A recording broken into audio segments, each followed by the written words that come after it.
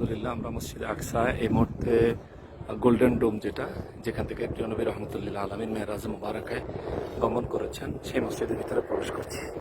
এটাকে কুব্বতে সাখরা মসজিদ বলা হয়। বিসমিল্লাহ সালাতু ওয়াসসালামু আলাইকা ইয়া রাসূলুল্লাহ আল্লাহুম্মা ইফতাহ লি আবওয়াব রাহমাতিক। এই হচ্ছে সেই মসজিদের সেই গোল্ডেন ডোম মসজিদ। এখানে রয়েছে প্রিয় নবী রহমতুল্লাহ আলামিন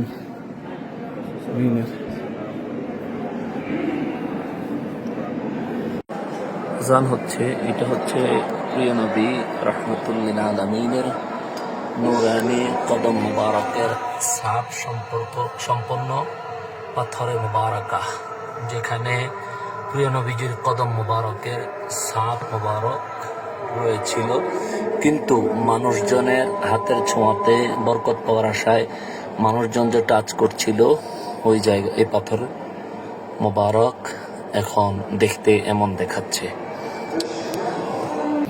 এই হচ্ছে নবীজি রহমতুল্লাহ আলামিন মেরাজে গিয়েছেন যেই জায়গায়, এই পাথর মোবারক থেকে নবীজি বুরাকে উঠেছিলেন। এই সে বরকতময় পাথর মোবারক। আসসালাতু ওয়াসসালামু আলাইকা ইয়া রাসূলুল্লাহ, আসসালাতু ওয়াসসালামু আলাইকা ইয়া হাবিবাল্লাহ। এবং এই হচ্ছে গোল্ডেন ডোম। এই হচ্ছে গোল্ডেন ডোম।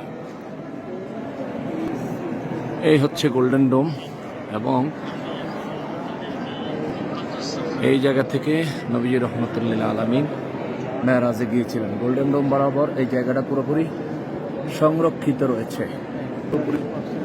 দেখতে পাচ্ছেন আমি গুনাহগার এই মুহূর্তে সেই গোল্ডেন ডোমের নিচে দাঁড়িয়ে আছি।